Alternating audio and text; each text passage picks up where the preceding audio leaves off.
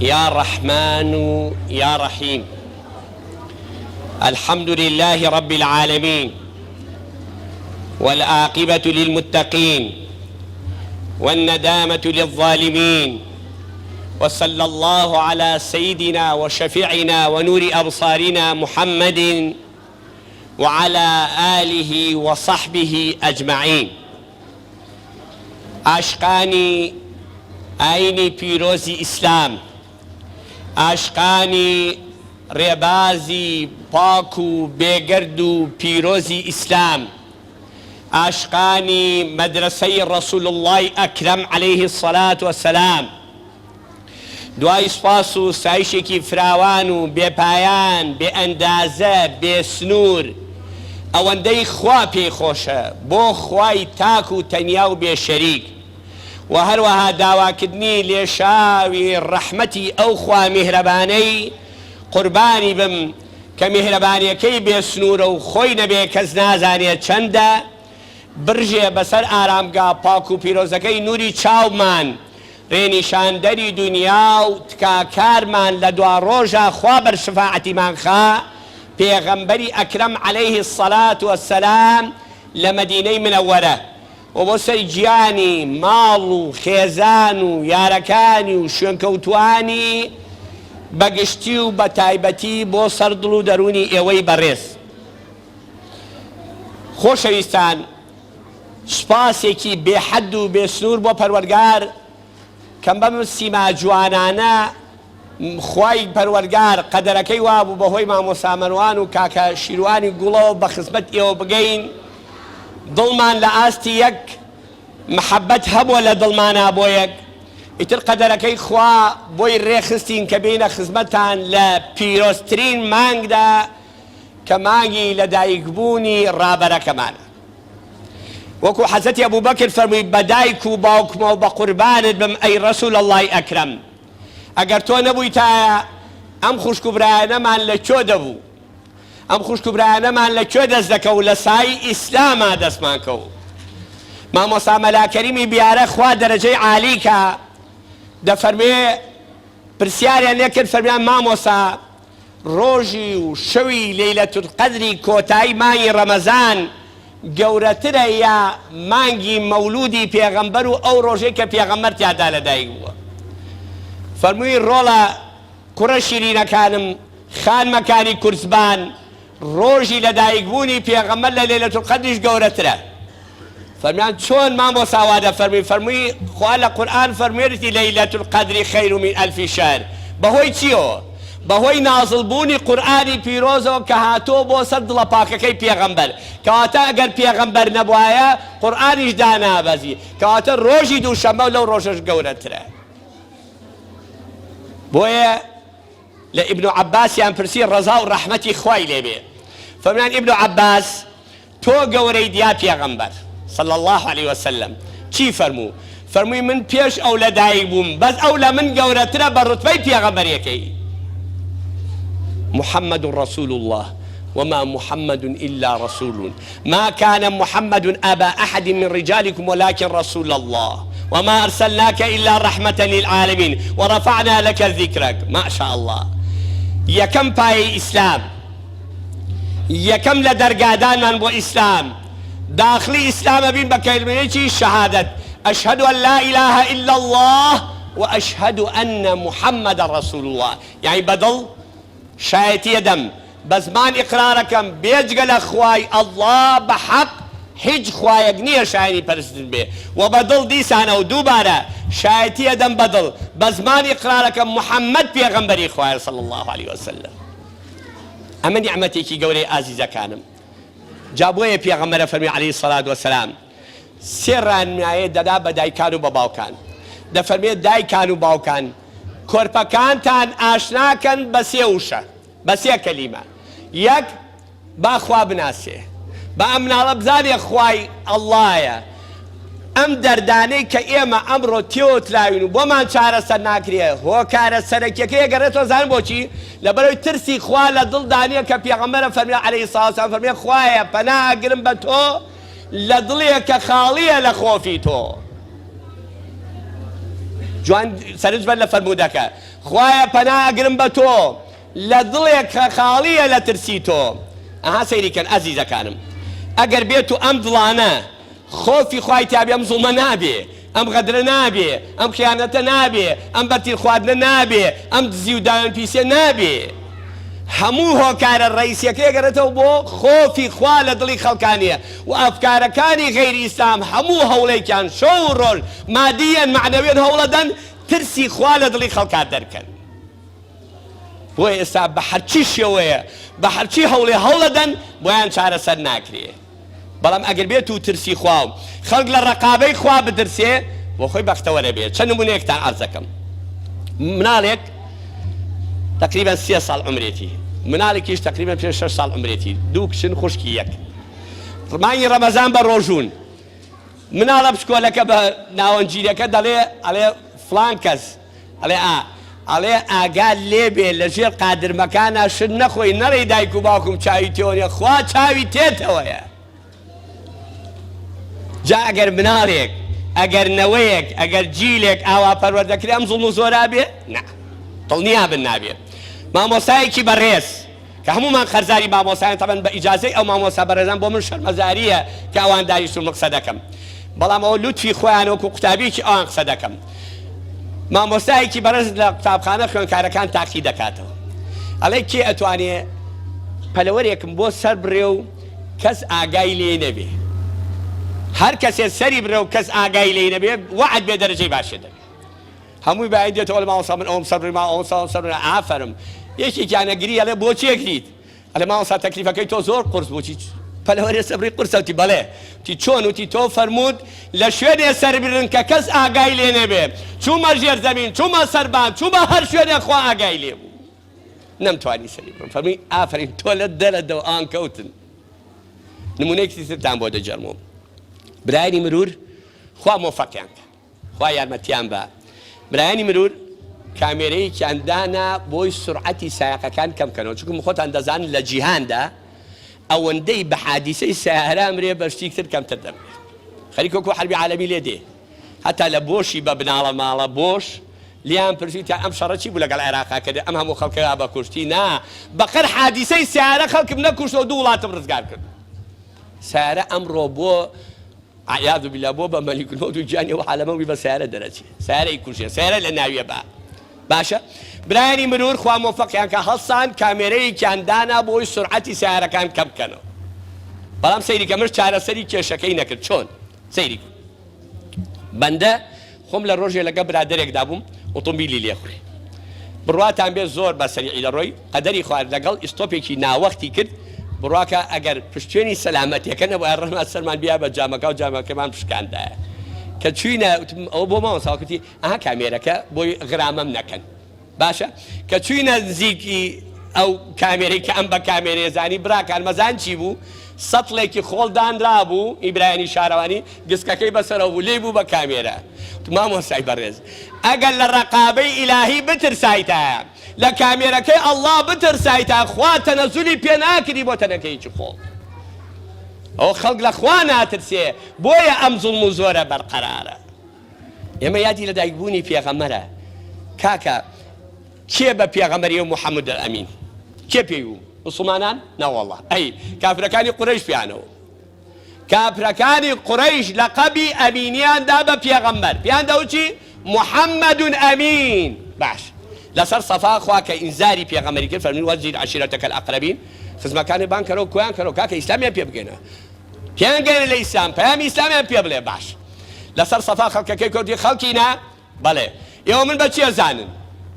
یان بە پیاوێکی دەست پاک، دایان پاک، زمان پاک، ئەمین، بە قیمەت، بە نرخ، بە شەئامەت. باش ئەگەر بڵێم لەو دیۆ جێشێ دێ و ئێستا ئەدا بەسەرتانە بڕواکەن،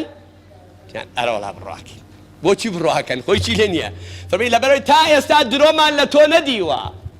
درۆ لایەقی تۆ نیە و درۆ نەکردووە، لە 63 ساڵ عمرا درۆیە نەکەی. ماشاءڵڵا خوا پەروەردەی کردووە، هەر لە پشتی عەبدوڵڵا تاسکی دایکی هەتا ناو قەبرەکەش خوا سەرپەرشتیەکە. بۆیە ئەم دینە شەو ڕۆژ لێی دەدەن، بە ملیارات ملیارد دۆلار سەرفەکەن، کەچی سوبحانەڵڵا ئەوان بوون بە ڕەشەبا ئیسلام و دینی محەممەد بۆتە پشکۆ و ئەگەشێتەوە. ئەو تا سەر دڵیانی گرتووە ئەو تا ئەوروپا هاوارێتی لەسەر ئەو بانگەوازی ئیسلام ئەو تا کەنێسەکانیان ئەفرۆشن و ئەیکەن بەچی ئەیکەن بە مزگەوت ئاگاتان لێ بوو پاپا هاواری لێبەردۆتی نازانم ئەم ساڵ چییە وەکو بوومەلەرزە لێ یابین وایە بەجارێ خەڵک ڕووە کاتە ئیسلام و ئیسلامە بێ هۆی چییە نازانین خەڵک بێزار بوو لە داوێن پیسی بێزار بوو لە درۆکردن بێزار بوو لە فێڵکردن بێزار بوو لە خیانەتکردن بێزار بوو لە چاوبەستکردنی خەڵک بێزار بوو لە خۆکردنە چاوی خەڵک بێتاقەت بوو هەناسەی نەما ئەو ئەفکارە ئیلحادیانە سەیریان کەن هیچیان پێ نییە بەخوا هیچیان پێ نییە چەند نمونەیەکتان بۆ ڕۆژێ لەگە برایەک ئۆتۆمبیل لێخڕوتی مامۆستا وتم بەڵێ وتی مامۆستا من بڕوام بەخوانی ئەعیاذو بالله هیچ تینە یانی تۆڵی خوا نییە ناوەڵی ئاوا تی تم وەخت بڕوان ناکەم ئەومەش خوێنەوار و شارەزابی هەندێ بەڵگەی عیلمی بۆ بێنەوە سەربوونی خوا بەڵام ئێستا کۆمەڵێ نمونەی سادە و ساکارت بۆێنەوە ئینشاءالله بە ئیزنی خوا قەناعەتی پێکەم کە خوا هەیە بڕواتەمێ عەزیزەکانم بۆ خوای کە سەمیع و بەسیرە سیارەکە دووتەنیە بۆ پیکاب لە هەورازەکە کوژایەوە لەگە کوژایەتی یا ئەڵڵا خۆی سەتۆتی خوا نییە ئەم ئەڵای لەکوێنە دوو لە ڕوویەوە پەرژینێکی قایمەتی گوم خواردم جا هەر جارێ 100 جار گوت خوارد چوم ناماپڵ ئەوە خوا ئەوە گوت دەرخواردەیە پێت دەسەلمێنە کە ئەڵڵا هەیە حەی القەیومە حەی القەیوم ئانی چیان پێ نییە بەخوا فەبوهیتە الەذی کەفەر برادەرێک گوتی مامۆستاوتم گیان وتی من بڕوام بە لەدایکبوونی عیسا پێغەمبەر نییە بۆچی؟ ئاخر مامۆستا شتێک بڵێن ئێوە عەقڵ بیرنێ عەقڵ بڕکاتم چۆن وتی ژن حورمەتمێ بۆ خوشک و دایکانم ژن بە پێ پیا چۆن مناڵێ بێ ئاخر خەلەلەکەوەیە تۆ ئیمانێ بەخوا نێتی نەخێر بڕوام بەخوا هەیە تم نا ئەگە بڕوام بەخوا بێم چەنەبازیە ناکەی چکم خوا کە بڕیارێکی دا ئیذا قەضا ئەمرا ئەن یەقول له كن فيكون بيني كاف ونون هیچ نییە بەوەندە بێوێکی بێ ئەیکا بڕوا بەخوا نییە مشکلەکەتی وەڵا بڕوام باوتم درۆکەیت بڕوا بەخوا نییە بەس یەک نمونەی دەلیلێکی عەقلیت بۆ دێنمەوەتی ئادەی وتم تۆ ئەنجومەنی بەڵێ وتم کچێکمان لایە ناوی کچەکەن هەم لەبەر حورمەتی ئەو وتم ئەو کچە شووی نەکردووەتیە وتم بۆ کەپرە برنجە حەو مناڵەوەتێ حەو مناڵی بۆ نووسیوە بۆی باعی بەنێ عەبدێکی کە تۆ مەخلوقێکی لە مەخلوقەکانی خوا توانیتە حەو مناڵبەی بە کچێکی شوو نەکردوو خوایە کە خالقی کەون و کائیناتە ناتوانێ مناڵێ بابە مەریەم بەخوا کە چاری دەمی تۆ ناکەوت ماخر تۆ ئێوە هیچتان پێ نییە فەبوهیتە الەذی کەفەر کوفر هیچی پێ نییە کوفر بەتاڵە ئەفکارەکانی ئیلحاد ئێستا کە یەندێنە ناو ئیسلامەوە نەفرەت لەو بەرنامەیە بە نەفرەت بێ ئەو بەرنامەی کە 100 ساڵە عومری بەسەریە ڕوا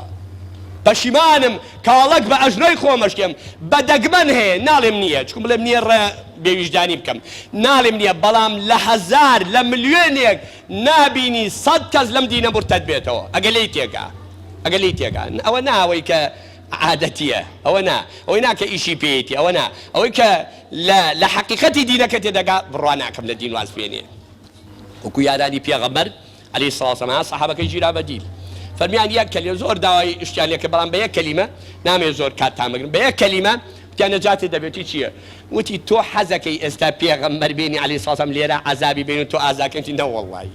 بۆ وتی ئێزایی چیتیە تی حەز دەکەم هەرچی گۆشتمە لێکەنەوە هەرچی ئەسقەریش بە بیارم بەڵام دڕکێ نەچێ بە گیانی پێغەمبەردا بوومە لەسەر شەتوانی ئەمە هەڵکەنی هەڵی ناکەنەوە عەقیدەیە چۆتە دڵەوە چۆن وازی لێت ئەوەی کە کابرای کوردەوتی ئاسم گەرەکە کە ئاسنەکەی دەکوتا هەرێ ئەڵڵا لە ئاسنەکەیدا پاری ناکەوتی ئابیەمە برا تی ئەم لێی دایەک سەپاری کرەوتی ڕۆڵە ئەو فەرقی ئەو ئەڵڵای من و تۆچی و فتی ئەو ئەڵڵای من لە دڵ مابەوەی تۆ لە دەمتایە بۆیە دەوری عەزیزەکانم ئومەتە نازارەکەی پێغەمبەر صلی الله علیه لەسەر سەفا و مەروە کە فەرمووی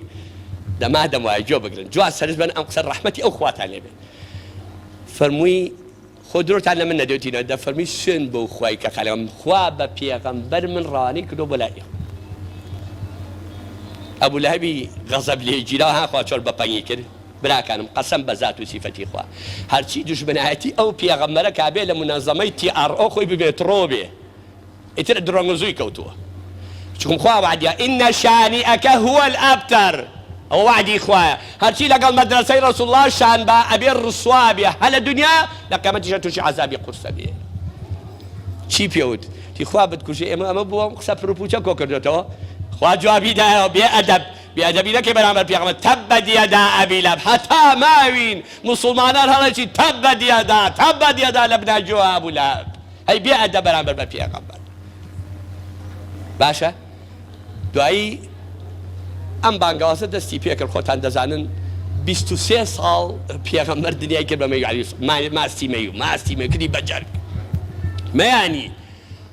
هەمووی کردە خوشک و برا تەفرەقە و ناکۆچ و دووبەرێکی وانێ هیچی نێش هەمووی کردە برا هەرچی بیوتە لا ئیلاها ئیلا الله محەممەد سەرفرازە بۆ خۆی باش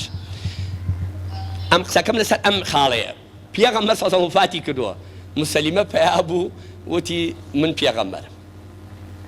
پیانەوەی موسەلیمەی کەزاب هەی لەم پێغەمبەرە ناویشانێکی جوانیە موسەلیمەی کەزاب جا کەزاب بێ جۆرە بێ پێغەمبەر بێ باشە ئەم ئەحمەقانە حاشا لە ڕوویەوە ئەم جەماوەرە کەللە پووتە ئەخری وا لە جەماوەر کۆرە جەماوەری وای لە سەماوەر خراپترە بۆچی چاکە ئەمری نەمێنێ جەماوەری وای لەگەڵ ناحەقایە خۆشەر نییە حەقە لا جەماوەر جاری وایە حەقەکە لا تاقە سەختێکە پێغەمبەران یەک تاقەشەوە حەقیشان لا بووە جەماوەر لەسەر ناحەق بووە کاکە خۆشەر نییە جەماوەر یا مەسەل دەڵێ زۆر و کاکە زۆرە و بۆرە بەعمەل نایە هەڵەیە داماوە سەرگەردانە باش سبحان الله سبحان الخالق وتیان ئەمە موسەلیمەی کەزاب ئەمە محەممەد الئەمین ئەی باشە ئێوە خۆتان دەڵێن ئەمە محەممەد الئەمینە ئەمەش موسەلیمەی کەزابە ئەی بۆ نایەن بۆ مەدرسەکەی محەممەد ئەمین چیانە وەکو ئەو جەماوەرە کەللە پووتە حاشا لە ڕوویەوە ئەنوو چی ئەنوو ئێمە درۆکەی موسەلیمەمان لە ڕاستیەکەی پێغەمبەر پێخۆش دەیچی لەو ئەحمەقێ تاکەی ئەوەی تر عەقلی لەدەستداوە عەقلی لەدەستداوە ئەڵێ من درۆکەم پێ خۆشترە لە ڕاستیەکە داوێن پیسەکەم پێ باشترە لە داوێن پاکە دەست بە مەشروب و عەرەقەکەم پێ باشترە لە دەست بە دەستێژ و قورئانەکەی تۆ چی لێەکەی چۆن قەنەعەتی پێیەکەی نایکە جا لەوەرە شەرت نییە جاری وا هەیە ئینسان تاقە شەخصێکە ڕاستە لەسەر حەقە جاری وایە کۆمەڵێکی زۆریش لەسەر باتڵێ بە قوربانە ئازیزەکان خوای وەسفی ئەم پێغەمبەراکە یعنی کاتێمە کێشەمان لەسەر پێغەمبەر نییە عەلەیهیسسەلام هیچ ئەوەی ویژدانی هەبێ یەک زەڕە ویژدانی تیا بێ گلەی لە پێغەمبەر نییە محەممەد ئەمین باش کێشەکە ئێمەین مشکلەکە ئێمەین خەڵک لەبەر من لەبەر فڵان لەبەر کاک حاجی لەبەر فڵان نوێژ خوێن لە مزگەوت دوورەکەوێتەوە لەبەر پێغەمبەر نییە ئینەوە کەس حەدی نییە جورئەتیەوە بکا بڵێ من پێغەمبەر وایە ناتوانێت ئیلا مەگەرێکی زۆر بێ ئەدەبێ سنوور بەرزێنگرە بەدەگمە نەویش هەیە باشە خەڵک لەیی لە ئێمە هەیە ئینە تۆرە سەیرکەن ئەمەی کە پێغەمبەر کردوێتی خوا فەرمێ وەما ئەرسەلناکە إلا رحمة للعالمين ئەم عالەمینە زای کێوکێ جێبێتەوە براکەم عالەمی جن عالەمی مەلایکەت عالەمی ئینسان عالەمی حەیوان عالەمی نەبات عالەمی جەماد هەمووی لەژێر ئەم ئاەتە جێبێتەوە چەند نمونەیەک زۆر بەسەریعی ئەمە عالەمی مەلایکەت سڵاواتیان لە دیاری پێغەمبەر اللهم صل على سيدنا محمد وعلى آل سيدنا محمد خوا خۆی سڵاوەتی لە دیاری پێغەمبەر تەکلیفەکان لە پیرۆستترین مەخلوقی کە مەلایکەتەکانە فەرمێ ئەوش سڵاوات بەن لە دیاری پێغەمبەر إن الله وملائكته يصلون على النبي يا أيها الذين آمنوا صلوا عليه وسلموا تسليما سڵاوات لە دیاری پێغەمبەر اللهم صل على سيدنا محمد وعلى آل سيدنا محمد ئەمە یەک سەیریکە دوو عالەمی جن سورەتێکمانێ لە قورئان هەی جنە جنەکانە هاتن گویان لە قورئانەکەی پێغەمبەر ئەگەن جنەکانیش وەکومە دوو تایفەن تایفەیەکیان موسڵمان تایفەیەکیان سەرلێشاو و گومڕان ئەمە عالەمی جن دێتە سەر عالەمی ئینس ئەوە تا لە خوا بەزیابێ خوای لێت بەزیابێ بانگەواز نییە حیزب نییە لەم سەر ئەرزا عمری بچێتە 100 ساڵ دوای پەرت ئەم تفەکالە و نعلەتەکالە ئەوڵێ خەتای تۆ بۆڵێ عمری تۆ نەمێنێ تۆ سەری لە من تۆ من ماڵی وێرانەکە تۆ ڕەنجران بەبا تو لعنەتی لێکە بانگەوازەکەی پێغەمبەر 1450 ساڵ بەسەر ئەم ریسالەتە ڕۆژ بە ڕۆژ وەکو پشکۆ ئەگەشێتەوە ئێستا ئیسلام لە بەهارێکی تەڕایە لە ئەوروپا مژدەتان لێبێ ئێستا ئیسلام لە بەهارێکی تەڕایە دارەکان تازە خون چاکەن گوڵی جوان پەروەرداکە گوڵی جوان دێنن مژدەتان برایەکی نووسەر خوا بەرەکەت خاتە قەڵەمەکانە چی هاکە ئیسلام گەڕایەوە دینی ئیسلام دینی خوایە دینی مەلاوشار و ئەحمە و مەحموونیە دینی ئەڵڵایە حتا حیات لەسەر ئەمەرزا بێ ئەڵڵا هەر هەبێ بێ دینی خوا هەبێ بێ قورئان هەبێ بێ ڕیسالەی محەممەد هەبێ پێتان خۆشە پێتان ترشەکەی خۆتانە ئەم کەونە ئەم بوونەوەرە ئەم ژیانە بەدەستی خالقی ئێمەیە ئێوە هیچتان بەدەست نییە هەمووی بەدەست خالقەکەی ئێمەیە هەموو شتانێرە بۆ لا خالقەکەی ئێمە کاتە ئەمە عەزەمەتە 1 ملیار و تقریبا 600 ملیۆن دەڵێ ئەشهەدو ئەن لا ئیلاهە ئیلا الله ئەشهەدو ئەنە محەممەد ڕەسوڵ الله. ئەم ساڵ لە یەک وڵاتە 5 ملیۆن نفوس بەشداری یادی لە دایکبوونی پێغەمبەری کرد. مژدەی خۆشە. سوید رووسیای ڕوڕەش، رووسیا گەورەترین مزگەوت پێرار وتی گەورەترین مزگەوتی لەسەر ئەرزا لە ناو رووسیا کرد لە جەرگەی ئیلحادا، لە جەرگەی بێبڕوایی و بێ نەفامیدا گەورەترین مزگەوت لە جیهانە لە رووسیا دروستکاوە. سوید، ئەڵمانیا، بەریتانیا، بڕۆ بزانە چۆن بوژانەوەیکی ئیسلام دەبینی. ئیسلام لەو پەڕی ترۆقیدا خەفەت نەخۆن، بیلەوە نەکەنەوە. ئیسلام هەر سەربەرزە،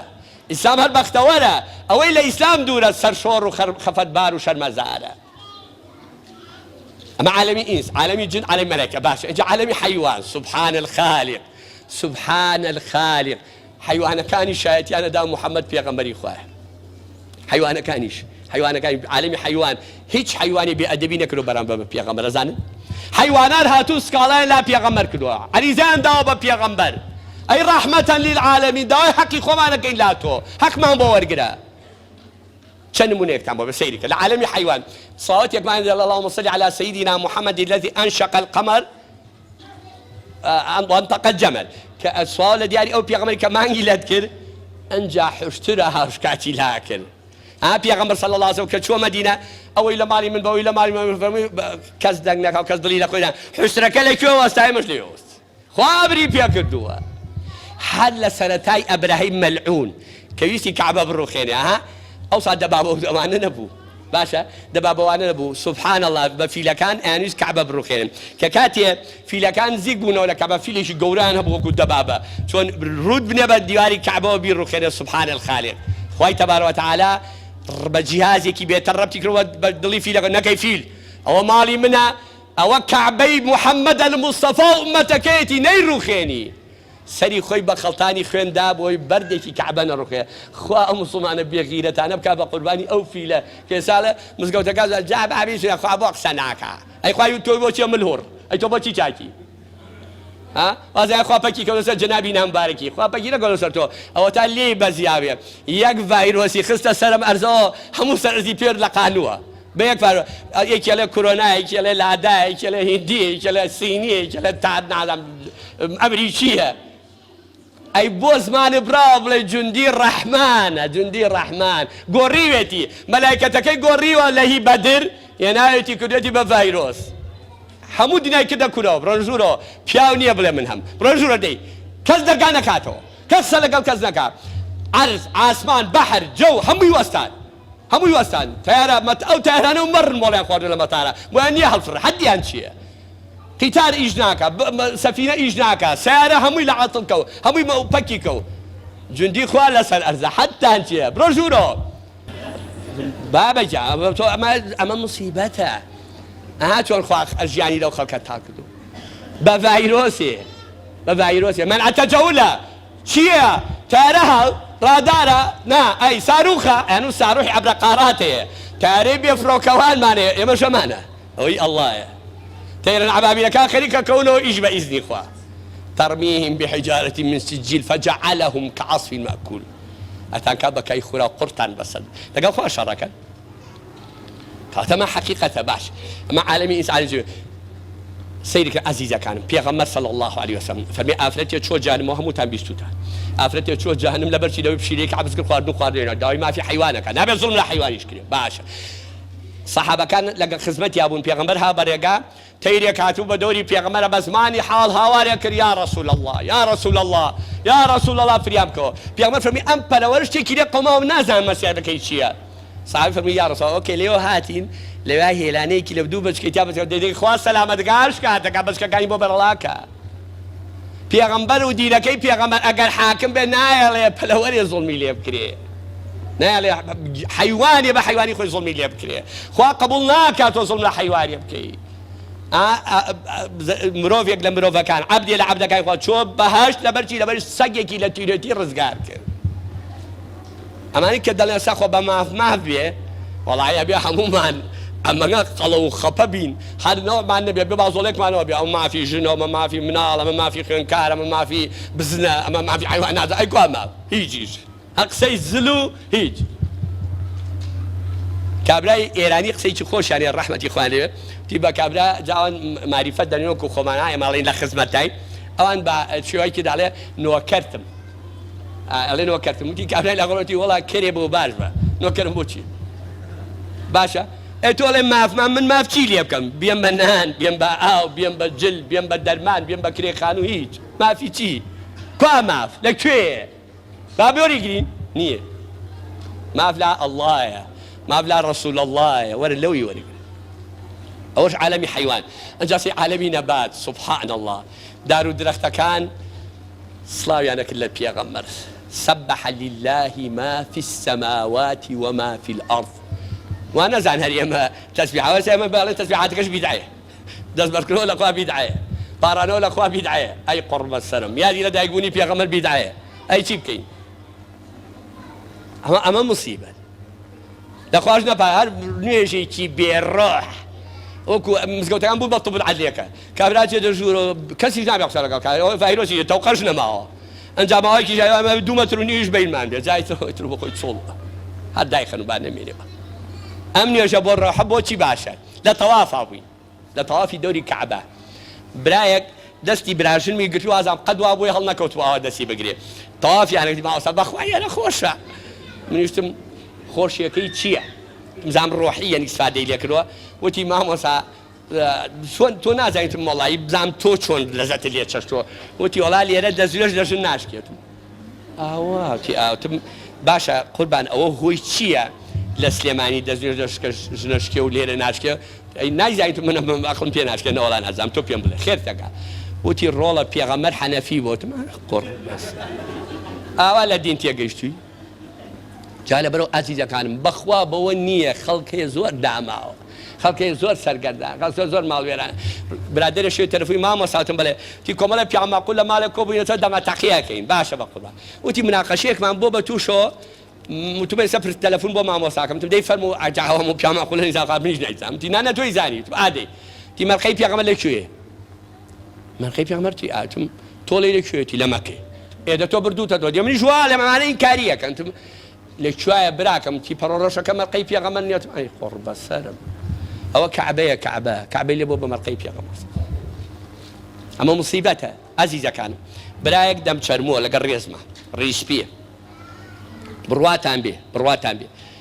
وتی مامۆستا ئێوە ئەم زمانی ئێوەمە زۆر جیاوازە لەگەڵ زمانی پێشووتم بۆ وتی ئەم عولەمانی پێشوو هەر باسی ئیمامی شافعی ئێستا ئێوە بێقەزا من ئەمە حەنەفی ئەمە مالیکی ئەمە ئەحمەدیە بیستان پیا کردو بابا وڵای ئەمە پەیامان نەکە خۆیان هەرە بوون پیاو بوون ڕیجال بوون وتی باشە ماوەسا من پرسیار لە تۆکەم توانتی شافعی دوهەمین پێغەمبەر نییە ئەی قڕ بەسەرم ئەی ماڵوێران خۆم ئەی داماو سەرگەردان ئەمە دەم چەرموو بێ ئەمە دەم ڕادێ دەم لارکێ جوانە باش لە مەجلیسێکی من نیکاح ناکەم لە 85ەوە خزمەتکاری میحرابیەوە نیکاح ناکەم ئەسباب زۆرن ئێستا نامەوێت کاتتان بگرم لە مەجلیسێکا بووین ئافرەتەکە هاتۆ شووەکە سبەی نەبێ بە دایک ئەگەر خوا عومەر باقیکە بەلە باش من دادەگیان پایەکانی ئیسلام چییە هیچ سڵمون بکوون هیچ دایەکە پایەکانی ئیسلام هیچ وتما دایکی بانک دایکی هاتم دایە ئەم کچە تۆی بەرسوو سبەی نەبێ بە دایک قڕ بە سەرمە خۆ نازانێ پایەکانی ئیسلام چییە چۆن نازانێتم ئەی دەوتان نایڵێتی شەرم لە تۆ کاتم لە من تیاتم حەزەکەم نەچمە دەرەوە وەرە خۆ پێشیکەوە با بۆمان بڵێ تی ئەبوو بەکر و عومەر و عوسمان و عەلیتم ئەی خوا ڕووی تۆ سپی نەکاوە ئەبوو بەکر و عومەر و عوسمان خەلیفەی ڕاشیدی یا پایەکانی ئیسلام حیف و ئەسەف ئومەتی پێغەمبەر صلی الله علیه و سلم بڵێ من موسڵمانم نەزانێ پای ئیسلام چییە بڵێ من موسڵمانم ناوی پێغەمبەرەکەی نەزانێ بڵێ من موسڵمانم نەزانێ قورئان چییە نەزانێ شەرع چییە نەزانێ دین چییە نەزانێ ئیسلام چییە حیف و ئەسەف بەداخەوە زۆر بەداخەوە پێشنیارێک دەکەم برایەک نامیلکێکی نووسیوە هەڵ بن دەستان کرد زۆر هەرزان بە 2000 پارەی کیلۆی ترێ باشە نووسا پێغەمبەرەکەت بناسە معلوماتێکی جوان لەسەر پێغەمبەر لەسەر خێزانی لەسەر مناڵەکانی لەسەر زاوەکانی لەکوێ لە دایک بۆ لە شەوە فاتی کراوە با ئەم مناڵە کاکە پێغەمبەرەکەی بەلاوە غەریب لێ با ئیسلامی بەلاوە غەریب نەبێ با نامۆ نەبێ ئەسەفە بەخوا جێی داخە کە بڵێ من موسڵمانم ئومەتی پێغەمبەر مناڵەکە بێ ئاگا بێ لە ئیسلام هەر لەم منتیقی ئێوە قوتابخانەیەکیان مقابلە کرد وتی ماشەڵڵا پۆلی وامان هەیە سیتە لە بەیتیا هەر سینای محەممەدە ماشاءڵڵا تی باشم چۆن بخێنکاران لێکە وتی وڵا بۆی باوکیانە وتی هی وایە قەدەری خوا باوکی جارەیەکێکە بە باپیرانە لێی چکەینەوە ێ باشە محەممەدە نابێ بزانێ محەممەد یانی چی محەممەد چێ بۆ ناونراوە محەممەد بە ناوی پێغەمبەر صلی الله عليه وسلم حتا عەرەب قسەیەکیان هەیە ئەڵێن کە چووی بۆ کوردستان گوڵ کاکە حەمە چووم هەوی کاکە حەمێ ئەوەی ناوی محەممەدە محەممەد نییە ئەحمەدە ئەحمەد نییە مەحموودە ناوەکانی کە کەریمە حەمە کەریم ڕەحیمە حەمە ڕەحیم جەبارە حەمە جەبار حەمەیەکیان پێوەلکانەوە لە خۆشەویستی پێغەمبەر مامۆستا مەلا مەحموودی ئازادی خوا ڕووی ڕەحمەتی تێکا فەرمووی مناڵ بووم لە حەوشەیەکا بووی 9 ماڵی تیا بوو 9 باشە وتی بەلوعەکەم کرد بۆ دەست بە شۆتی سەحە ماڵەکە وتی خولە و بەلوعە بگرەوە جۆم لێنە خولە لەگەڵ تۆ ماڵەمە بەلوعە بگرەوەتی وڵا بەقسەم دەکەوتی هاتە خوار و گوێ کردی خولە لەگەڵ تۆم نییە وتم نا تۆ ناو خولە نییە وتم نە من ناو مەحمووە ناو خولە نییە ناوەکە ناشیرین مەکە من مەحموودم ها مەقامی مەحموود ناوی ڕابەرم ئەحمەدە وتریان محەممەدە کاکە تۆ بڵێ وەرە ئەم بڵێ ئەم محەممەدە ناوی خۆی ناوی باوکی ناوی مناڵی کاکە نایزانێ بەخوا غەریبە بەلایەوە ئەها سەیری کە من ئەرە ڕۆژان چوومە شوێنەوە تەمەنی پێغەمبەر یەکێوی هەشتایشی هەفتایشی شەست های ماڵوێرانی و نەدامەت بۆ خۆمان هەر خوا بۆی بزانن ئەم محەممەدە مژدەتانەوە قسەکانم لە کۆتاییایە بێتاقەت مەبن قسەکانم لە کۆ هەر خوا هەر لە ئەساسە هەر لە هێنانە ئادەم بۆ سەر ئەرز حسابی بۆ ئەم پێغەمبەرە کردووە سەیری کەم بلا حەزێکی بچکۆلە تخوا بە مناڵەکانتان لە بابیری نەچێتە لە دەستی ڕاستمانە نووسراوە 18 زۆر ڕوون و ئاشکرایە نووسراوە 18 ئەمەش نووسراوە 81 کۆی کەینەوە نەوە ناوەکەی خوایە ئەی لە یەکی دەرکەن عمری ڕەسوول ئەڵڵایە 63 بیرتان نەچێتەوە تخوا مناڵەکانتان فێرکەن لە دەستی ڕاست نووسراوە 18 لە دەستی چەپ نووسراوە 81 کۆی کەینەوە نەوە ناوەکەی خوایە ئەی لە یەکی دەرکەن عمری ڕەسوول ئەڵڵایە اللهم صل على سيدنا محمد وعلى سيدنا محمد عزیزەکانم من زۆر خۆشحاڵ بووم ئەمڕۆ بە ڕۆژێ لە ڕۆژە خۆشەکانی ژیانم تۆمارێکم کە لە خزمەتی ئێوەدا بووم کۆمەڵی مژدەتان دەبێ و کۆتایی بە وتارەکە دێن پێغەمبەر صلی الله عليه وسلم فەرمێ حەو کۆمەڵ هەن لە ژێر سێبەری ڕەحمەتی خوا نێکێ لەوانە لەبەر خوا خەڵکی خۆش بێ لەبەر خوا ڕقی لە خەڵک بێ حاجی قار هەبوو پیاوێکی زۆر دۆستم و پیاوێکی پیاوانێک و کاک ئیسماعیل و ئان وتی مەلا و شارتم گیان تی خۆزگە تۆزێ جوانیش بووی تا خەڵکەوە خۆشەویتم مام حاجیگە ئیسلام جوانت دەکا ئیسلام جوان دەکا کابرای پێوتی مەلا و شارتم بەڵێتی من عمرم زۆریش گەڕاوم زەلامی وەک تۆم کەم توش بووە یەک عیبت هەیە خۆزگە و عیبەوە نەبووایەتم وەڵڵاهی ئینشەڵڵا پێم بڵێ بە ئیزنی خوا ئەوشم نایە تی وەڵڵا ئەم ئیسلامەتیەوە نەبووە عیبوونەتم ئەی قڕ بەسەرێ ئەو ئیسلامەتیە نەبا شەرح و جاپەرلەمانی منداڵەکانتمەیە ئیسلام کۆتی کردوم ئیسلام کۆنتڕۆڵی کردوم ئیسلامە لە ترسی خوایە ناوێرم سیرکەم لە ترسی خوایە ناوێرم زمانم بە خراپ بکەم لە ترسی خوایە ناوێرم گوێ لە حرام بگرم لە ترسی خوایە ناوێرم داوێنم بە خراپ بەکاربێنم لە خۆفیڵە ئیسلام منی والیەکە داماو ئەگەر ئیسلام نەبابی پیاوخۆرە بووم وەک خەڵک پەلاماری خەڵکمەدا دزی مەکرد خەڵکم ڕوتە کردەوە پەلاماری خەڵکمەدا زمانم بەردە بوو قسەی خراپم دەکرد قسەی ناشیرین و ناڕەوام دەکرد بۆ شەرەفی خەڵکم ڕای ئیسلام کۆنتڕۆلی منی کرۆ نایەڵێ ئێمە هەموو قەرزاری ئیسلامی ئەگەر من ئیسلام نەوێ خەڵک بە شوای هیچ ڕام ناگرێ ئێوە کە گوێ لە منەگرن لەبەر خوا گوێ لە بەرگە کە من خۆشەوێ لەبەر خوا خۆشەوێ هیچ بنەتێکە بە من نییە هیچ معاملەیەکیش لە بینمانە نییە هەرچیش معاملە هەیە هەمووی زۆربەی زۆری دوای پەشیمانی لە دوای بەڵام ئەم برایەتی ئیسلامیە پەشیمانی لە دوانیە لە قیامەتی ئینشەڵڵا ئەجری لەسەر وەرەگرین الأخلاء يومئذ بعضهم لبعض عدو إلا المتقين بەخوا هەرچی بەرنامە هەیە هەمووی لە یەک ڕاکە کوڕ ئەو کوڕەیە عەلەمەکە بێتە ناو قەبرەکە لەگەڵ خۆی حەجی چییە عەلەمەکە گەن بە چاوێ ئەوێ بڵێ لا إله إلا الله محمد رسول الله عەلەمەی خۆمان نەبێکی ناخوا لا إله إلا الله محمد رسول الله أو شهادة نبي أو كارتي بطاقة نبي بقى ناتي تباش لا تدخلوا الجنة حتى تؤمنوا ناتنا باش حرام عليك كإيماني نبي يترحى زكاة همو دنيا بكا بأعطون همو دنيا بكا بين اللي ورناجيري تكون إيماني لقلاني بوشي إيشو كردو برولوي ورقلان من موظفي أوقافهم لكاتي شركاك شري داعش وخواني بينينو یەکەم وەزارەت کێ معاشی وەرەگرت پێشمەرگە ئیشمان پێشەڕەکە باشە شکر شەڕ نەما لەخوا بەزیاوێ ئەنجا کێ وڵات تربیە یانمانەگرین دەرس ناڵێنەوە باشە کاکەتانکەین بۆ وەزارەتی یەکەممان مەگرن بە قوربان دەرسەکە بڵێن و بەرە باش بەخوا دوایی والیا بێمنەتیش بوون لە مامۆستا مەکتەب خەریب داکرێ وتی ئەنجا وەزارەتی سەحا کورۆنا برارڕۆ یەکەم کەس دەبێ سەحا وەریگرێ بۆ لەبەرەوەی خزمەتی خەڵکا باشە ئەی مەلا وەڵام مەلا ئین ئەجرە ئیلا عەلە الله با قیامەت وەریگرن ئەم بۆ دواوە چاولێ من ئەگەر بڕۆم ئەمانە بڕۆم بۆ وەزارەتی سەحا بڵێم کاکە من کارمەندی حکومەتی هەرێمی کوردستانم ئەوەندە ساڵ خزمەتی مێ شادم ئەمەیە ئەو نییە کاکە زۆر زەرورم نەخۆشیەکەم هەیە لێم قەومەوە یا مشکلەیەکمە معاشی ئەم مانگەم بەنێ لە وەزارەتی سەحا تۆ ئەقڵێ لەدەست ناوە نەوەڵە بوو ئەی کاکە تۆ مۆزەفی ئەو قافی ئاجووی لە سەحا داوای پاراکەی ئێ کاکە خۆرە یەک حکومەتەوە یەک سەرکردەبارە یەک پەرلەمانمانە یەک حکومەت فەرقی چییە ئەم مانگە لە ڕێی خوا بێمەڵە کۆ دەبڕۆ مامۆسەبی من بۆ شێتخانە عەقلی دەدەزا تۆ ئیش بۆ یەکێکی کاکەی داوای پاداش لە خواکەیە ئەینەی خۆی تاڵە ئەینەی خۆی تاڵە ئیش بۆ چێکەی لەوی وەرگرە ئیش بۆ چێکەی لەوی وەرگرە چێت دەوێت چێ پێشەواتە چێ ڕابەرتە لەگەڵ ئەوە ئیشەڵا حەشرەکە ئەوە ئەسڵی مەسەلەکەی ئەسڵی مەسەلەکە ون نەکەن ئەسڵی مەسەلەکە ئەمێ ئەزیزە کارمی بۆ ئیشەکەین پاداش لە وەرەگرین بۆ خوا ئەمانداتەوە ئین الله لا يضيع ئەجر المحسنین باپیر ئێمە ڕەحمە لە قەبرەکە وایە ئێمە پەرۆلەکەڵێ خوا چاکەی چاکەکاران ون ناکە چاکە بکەو بێ بەدەم ئاو دێتەوە ڕێمە ئینشەڵا لە چاکەی مە پەشیماننی جا پێغەمبەر فەرمێ سێ کەس لەزەتی ئیمانی چەرچۆ کێ و کێ یەکێ لەوانە دوو کەس لەبەر خوا خۆش یەکتریان خۆش بێ لەبەر خوا ڕقیان لە خەڵک بێ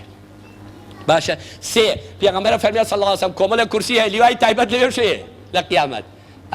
کۆمەڵە کورسی تایبەتێ بۆ کێ ئێوانە ئەوە بۆ ئەو کەسانێک کە لەبەر خوا خەڵکیان خۆشێ لەبەر خوا ڕقیانە لە خەڵک ئەوە فەرمایشتی پێغەمبەرە جا ئینشەڵا ئێمە ئەو مەحەبەتە هەڵەگرین بۆ قیامەت بە ئومێدی ئەوەی کە ئێمە خوامان لە هەموو کەس خۆشترە ئینشەڵا بێ بەگوێگەین بەدەم نا بڵێ خۆم خۆشێ بە قسەی نەکەی لەگە دینەکەی خوا نەبی لەگە شەریعەتەکەی خوا نەبی درۆک بەخوا برا یعنی حەقیقەتێکتان پێ بڵێم مامەی پێغەمبەر زۆر پیاو بەخوا ئەو ئەبوجەلەش کەڵە پیاوی عەجایب بووە پێغەمبەر ناینا ئەبوجەلی نەخۆ بەخوا برا ڕێز عەشرەت بۆ پیاوێکی پیاوانە و ناودار و ئەزایی بۆچی نێ و نایلە بەخوای زایی لا ئیلە ئیلڵا حەقا بەڵام ئەی وەڵڵای کاکە ئەوەی لا ئیلە داوایەکە بۆ من جێبەجێ ناکەی کوڕێک بە منیتی مامۆستا وتمەتی بەخوا زان پەیامەکەی تۆ بەس بەخوا بەعەمەلی من نەتم بۆتی من بێ ئەخلاقم نا ئیسلام فێری ئەخلاق دەکا وەرە ئیسلام زیو پێتر کات درۆ پێتر کا خیانەت پێتر داوای پیسی پێتر هەموو ئیشی خراپ پێتر کا ڕۆڵە جا ئەی بەخوا بۆم ناکەی بەخوا حەق لا ئێوەیە بەخوا دەزانم حەق لایە بەڵام بەخوا من ناپیاوم زۆر خۆشە ئەو حەقیقەتە بڵێ ئەو پیاوەتیەوە نەجابەتە ئەبوجەلی شەیوچی ئەی پێغەمبەر کوڕ من نەزانم تۆ خوا هەیە بەخوا چاکەزانم ئەی زانم تۆ حەقی بەڵام کاکە تۆش ناخۆش و کوڕم لات و پاتەی لە خۆ کۆ کردوتەوە بیلال و سۆیب و نازانم سەلمانی فارسی ئەمانەیەنی لە نژێن ئەبێ شان با بەرشادی بناو ها جامە چۆنە بێ مزگەوتمان بۆ جیا کرد دیوەخانمان سیاوی پێی ئەی بوو وەکو بەرپرسەکانی بێ لەگەڵ ئێمان نوێشکە ئەبێ ماڵەکەشی جیابێ لە دووری قەبرەکەشی جیابێ لەگەڵ خەڵکان نەبێ ئەوە موسیبەتە ئێنە خۆ بەخوا باوکم هەرچی هەیە لەسەر یەک بەڵگەنێ نە عیلمی نە سیاسی نە ئابووری نە کۆمەڵایەتی بیسەلمێنێکە خوا نییە هەموو کەسە زانیە خوا هەیە بەڵام فەرقەکە لێرە کێ بە قسەیەکە کێ بە قسەی ناکە پێغەمبەری فەرمی قەومانی پێشەوە فەوتان بەوەی ئەم کەلیمانە ڕەبەنا ئینەنا سەمیعنا وعەسەینا ئەوە بیستمانەوە پرسماتیە ئێمە ئینشەڵا وا ناڵێ ئەڵێ چی ڕەبەنا ئینەنا سەمیعنا وئەطەعنا دخوال لەسەر ئەرزە ئایستا ڕووسیا ناڵێن ئیشتراکێتە سوید ناڵێن بوایە ئەوروپا باشە دەوەرە لەسەر ئەرزە ڕئیسی پەرلەمانی هەیە ڕئیس وزەرا هەیە بە کۆڵی خۆی شت بۆ پیرێژنی هەڵگرێت توا هەیە وەڵام ئەگەر بەخەو بیبی لە خەوتە باشە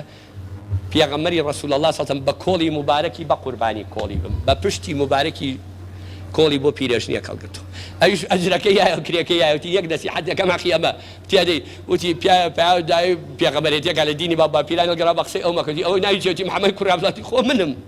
تۆی ئەی قورب بەسەرم ئەشهەدو ئەن لا ئیلاهە ئیلا الله ئەشهەدو ئەنە محەممەدە ڕەسوول الله ئەوانەی کە هاتن بۆ لا پێغەمبەر دوژمنەکان خوا ڕزاتانیەکە لە خەڵک مۆڕەم مەکەن ئێستا برا بە وەڵڵا بیللا ئێمە مسڵمانی وامانە پیاوی بینی دینیشی لەبەر چاومە ترش و تاڵ و بەعام دەمسا بۆ یابەکە خۆ بەکەوم ناگەی هاوە گرژ و تاڵ و بێلەزەت و بێتاب سەلامیش یەکەی جواب لێ نایەتەوە لەبەرەوە عەزیزەکانم ومەتە ئێمە هەر کەسمان خۆشێ لەبەر خوا خۆش هەر کەسمان ڕق لێ لەبەر خوا ڕقمان لێ لەبەر کردەوەکەی ناگونجاو ڕقمان لە شخصەکە نییە ڕقمان لە کردەوەکەیەتی لە شخصی ئێمە ڕقمان لە کەس نییە هەموو کەسیشمان خۆ بەخوا حەزەکەم هەرچی مەخلوقە لەم سەر ئەرزا هەرچی مەخلوقە لە سەرا کاڵێن 8 ملیارەیە هەر 8 ملیارەکەی بچێتە جەهەنەمەوە لە من لە خەزانەی خوا کەم هەمووشی بچێتە بەشەوە من زەرەر ناکەم حەزەکەم هەر هەمووی بچێ بۆ بەهەشت وەک پێغەمبەر سەڵسەم ڕابەرەکەمە فەرمووی وەک حەزەتێ بکرد فەرمووی دوعای کرد ها فەرمووی خوایە ئومەتی پێغەمبەر نەخەیتە جەهەنەم ئەگەرەشیان خەی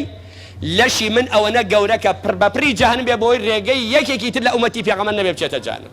من حەزەکەم هەموو خەڵک بچێ بۆ بەهەشت هەزای خەڵک سەرفراز بێ لەش ساغ و تەدروست باش بێ زۆر عەزیەتمان گردم ئازاکەم دوعاکانم بە زۆر بە کورتی دەکەم خوا بۆ خاتی ناوە جوانەکانی خۆی لە گوناحمان خۆش بێ خوا لە گوناحی دایک و باوکمان خۆش بێ خوا بارانی بە ڕەحمەتمان بۆ بارێنێ خوا شیفای بە ڕەحمەتی نەخۆشەکانمان بدا خوا بۆ خاتی ئیسمی عەظەم و ناوە جوانەکانی خوا هەر کەسێ بوو بە سەبەبی ناساندنی ئێمە و گەیاندنی ئێمە بەم خوشک و برانە خوا بۆ خاتی گەورەی خۆی نامەی عەمالی بەدەستی ڕاستی بیتێ خوای ئەم برانش کە هاتوون گوێ لە ئێمەگرن لەبەر خاتی تۆ ئەمانیش و ئێمەش و ئەوانیش خوا بۆ خاتی ئیسمی عەظەمی خۆ لە فیردەوسی عەلا بە دیداری خۆت و ڕەسوول الله شادمان کەی ئەم موناسەبە یادی لە دایکبوونی پێغەمبەر سەڵسەڵام خوایە بۆ خاتی ئیسمی عەظەمی خۆ یا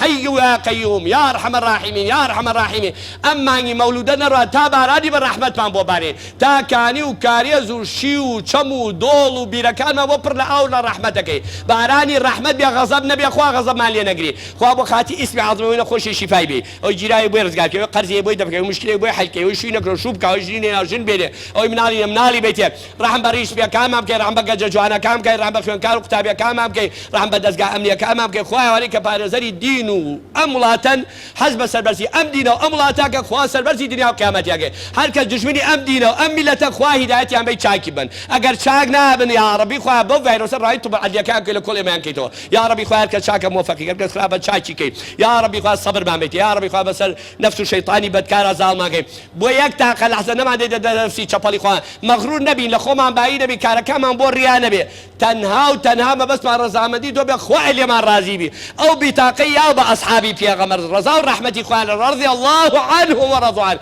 ذلك لمن خشي ربه أولئك هم المتقون لو قايمانا وما تومار كي خوا بو خاطر اوجا باش كي بن سيمان لجهنم بدور ما خي خوا كردستان ما لمؤامره چيكان لغير شوين لتقدر لنا حزان لبيدين لظالم لاستمكار خوا بي باريزي لسحري ساحره ملعونه كامل على كان باريزي يا ربي خوا الشيطاني ملعون ما باريزي زفر ما بيني بو خاتينا وجوانا كان يا رب العالمين الرحمه خو بيبش معنك شفاعتي بيغمر جان صاص بيبش معنك شفاعتي قراني بيروز ما رمضان شهيدان بيبش معنك خوا عاقبتمان بخير كي خوا عاقبتمان بخير كي خوا عاقبتمان بخير كي خوا دوري اسلام جريتو ان شاء الله خوا بخاتي قوري خطو عصبتي خطو ناوجوان كي لعذاب قبر بان باريزي خوا اخر كلام كأم دنيا فاني بيجيلين لا اله الا الله محمد رسول الله به خوا لجر رحمتي خوتا كومان كيتو بابهش شاد كي لجهنم بدور مان كي لسر حوزي كوثر بدستي برجولكاني چاومان رابري دنيا وتكاكار ما لقيامته محمد المصطفى عليه الصلاه والسلام